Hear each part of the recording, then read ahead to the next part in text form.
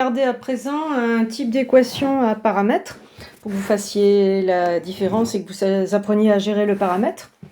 Donc premier exemple, une équation baptisée EA, donc le A est fixé avant l'équation, c'est pour ça qu'on dit que c'est un paramètre de l'équation. Et X n'a pas du tout le même rôle, c'est l'inconnu. Donc les solutions de EA peuvent dépendre de A. En revanche, dans l'ensemble des solutions, il n'y aura que les x qui rendent vraie l'équation. Voilà. Donc, on va regarder. Ici, vous voyez, l'équation, elle est assez basique, en fait. C'est une équation linéaire à une inconnue. Il n'empêche qu'on peut mettre le domaine de définition. Et puis, comme il y a un paramètre, je vais partir sur une résolution par équivalence successive. Et donc là, eh bien, j'ai mis un équivalent et j'ai simplement rangé les x à gauche, mon inconnu, et tout ce qui n'est pas en x à droite. Alors, je pense que vous allez tous être tentés de faire ça. Par équivalence successive, vous avez envie d'attraper x et de faire ça. Bon, bah ça, faut pas. Faut pas parce que vous venez de créer potentiellement du aucun sens. Ici, A est figé dans R, il peut être affecté à la valeur 1, et du coup, le moins 12 sur A-1 que vous créez pourrait ne pas exister. Donc, il ne faut pas faire ça. Il faut comprendre que là, alors si vous le comprenez au moment où vous le faites, c'est pas grave, vous revenez en arrière, mais il faut comprendre qu'il y a une discussion à avoir selon les valeurs de A. Il y a une argumentation pour la valeur A égale 1 qui ne va pas être l'argumentation quand A est différent de 1. Donc, on va arrêter ici l'équivalence et on va démarrer notre discussion sur le paramètre A qui a été figé dans l'énoncé. Si A égale 1, c'est possible. C'est l'affectation qui pose problème. Alors, notre équation AX plus 5 égale X moins 7, qu'est-ce qu'elle devient? Elle devient équivalente ici à 0 égale moins 12. Or, la valeur de vérité du booléen 0 égale moins 12, c'est toujours faux. Peu importe l'affectation de x, aucune valeur de x ne peut rendre vrai 0 égale moins 12. Ça, c'est faux. Et donc, par équivalence, eh bien, le booléen ici, aucune valeur de x ne peut le rendre vrai. Ça veut dire que l'ensemble des solutions de l'équation EA, quand A vaut 1, c'est le vide. Je n'ai pas fait de découpage de l'intervalle dx. Ne confondez pas la discussion sur le paramètre avec le découpage de l'intervalle. Là, je produis vraiment l'ensemble des solutions, mais quand le paramètre A vaut 1. Rien à voir avec un découpage, qu'on a pu voir dans la vidéo 15. Et maintenant, si A est différent de 1, je dois envisager toutes les affectations possibles de A.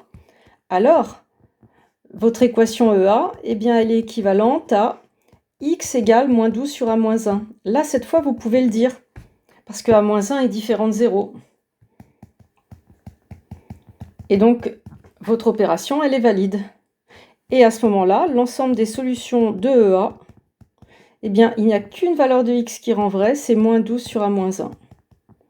Et souvent, on préfère écrire 12 sur 1 moins A pour qu'il y ait moins de signe moins. L'exemple 2, c'est pareil. C'est pour illustrer. Simplement là, l'équation, elle est déjà rangée, vous voyez. On a le domaine de définition de l'équation EM, c'est R. Et là, dès le départ, on comprend qu'il va falloir faire attention à la valeur m égale 1.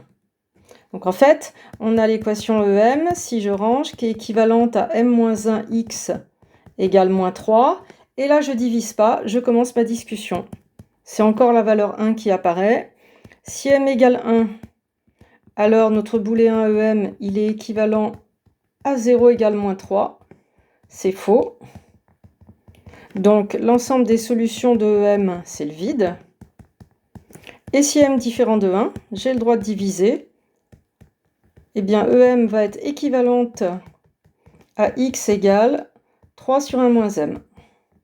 Et donc, dans ces cas-là, l'ensemble des solutions de l'équation EM, c'est l'ensemble qui ne contient que la valeur 1 sur 1 moins m. Par exemple, si on écrit cette équation avec m égale 10, eh bien, l'ensemble des solutions, c'est 3 sur moins 9, c'est-à-dire moins 1 tiers.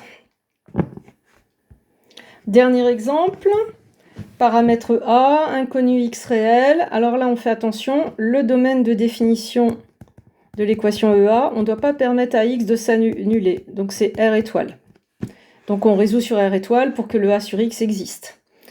Et donc là, qu'est-ce qu'on peut faire?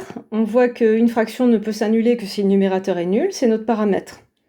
Donc si A égale à 0, alors notre équation EA, elle va être équivalente à 0 égale à 0. Et ça, c'est toujours vrai.